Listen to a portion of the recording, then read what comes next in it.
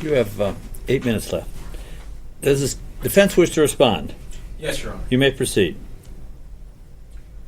Ladies and gentlemen, this case is a case about unmet expectations.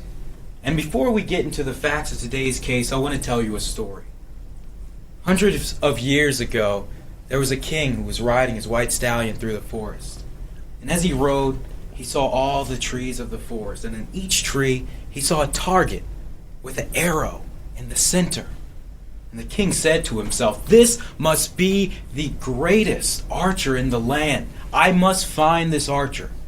So the king kept going through the forest. He asked all his men to help him find this archer. And eventually, they found the archer.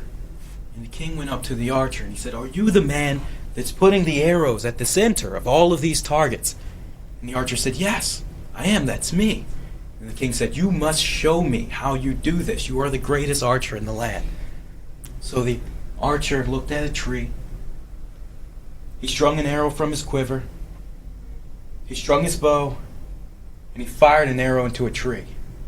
Then he walked over to the tree, picked up his paint, and painted a target around that arrow.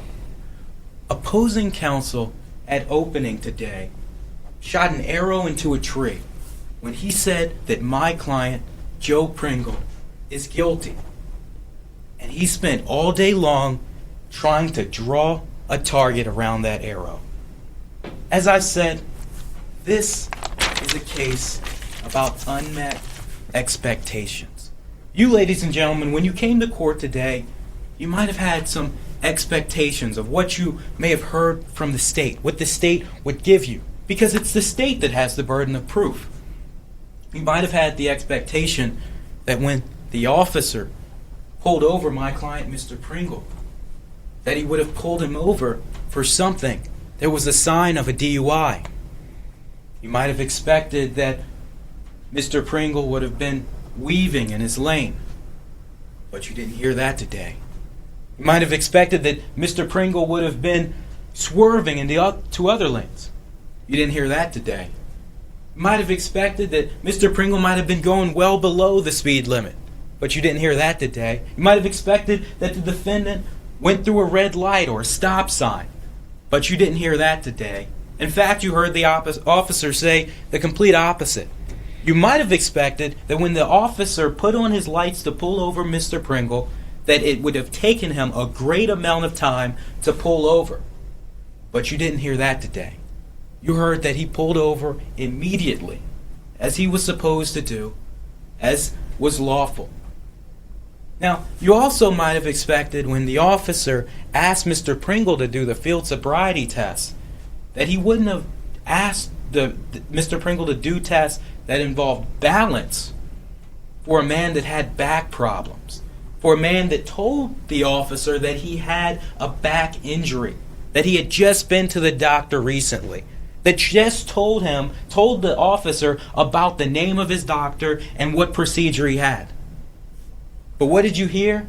That the officer asked him to do a number of tests that involved balance, that involved putting his feet together, which were difficult, that involved walking in a straight line, which was difficult considering the fact that Mr. Pringle told you that he had just had a back injury, that he had back problems.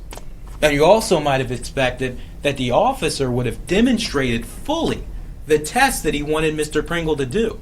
And you've heard today that the officer said Mr. Pringle, when he did the nose touch test, wouldn't close his eyes. But you also heard the officer explain to you that when he showed Mr. Pringle how to do the touch your nose test, the officer didn't close his eyes either. Now, you've also might have expected when the state told you that this was a case about a DUI where they had to prove that his blood alcohol level was above a .08, that the state would show you something with the defendant's blood. But the state gave you a breathalyzer test. And what did you hear today about that breathalyzer test? The experts that Mr. Henniger told you about told you that that test, when perfect, when everything goes right, has a 10% margin of error. It can read 10% higher or 10% lower.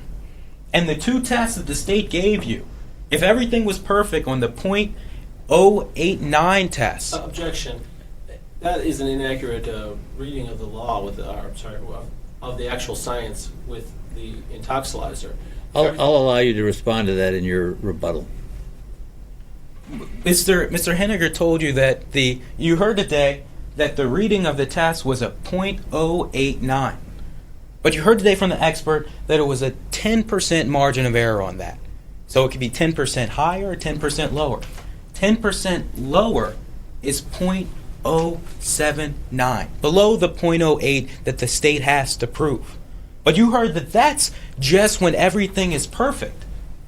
You might have also expected that on a case where everything relies upon this intoxilizer test, that everything relies on whether or not it's calibrated properly, that the state might have brought for you to hear and for me to cross-examine the person who actually calibrated that test. But you didn't see that today. The person responsible for calibrating that test never sat on that stand and told you that he calibrated it. Now, you had someone say the last time it was calibrated, but that person that sat on the stand didn't tell you that he did it himself. He couldn't tell you that he was sure it was done correctly because he didn't do it himself. Now, ladies and gentlemen, as I said, this case is about unmet expectations, and the state has the burden of proof. And their burden of proof is beyond a reasonable doubt. And that's beyond a reasonable doubt is the highest burden of proof in our justice system. Now that's above with the burden that's necessary in a civil suit when someone or some company can be sued for millions of dollars. All that's necessary in those cases is a preponderance of the evidence, or more likely than not. Beyond a reasonable doubt is higher than the clear and convincing evidence standard that's necessary to take away someone's children. To take away the children from a mother or a father, that's more 75% convinced. But no, in this case, it's the obligation of the state, of Mr. Henniger, to show you beyond a reasonable doubt. You must be firmly convinced of the guilt of my client. And you have to ask yourself when you go back to deliberate, are you firmly convinced? Was the state able to show you all of the elements? Was the state able to show you that even when this 10% margin of error takes it so low, and even though they weren't able to give you the person who calibrated this machine, and even though when my client was taking these tests that relied on balance, he had back injuries and he told the officer of that, when you think about those in the deliberation room, you have to ask yourself, are you firmly convinced? Or do you have unmet expectations? And after you ask yourself that question, I think that you'll come back with the verdict, not guilty.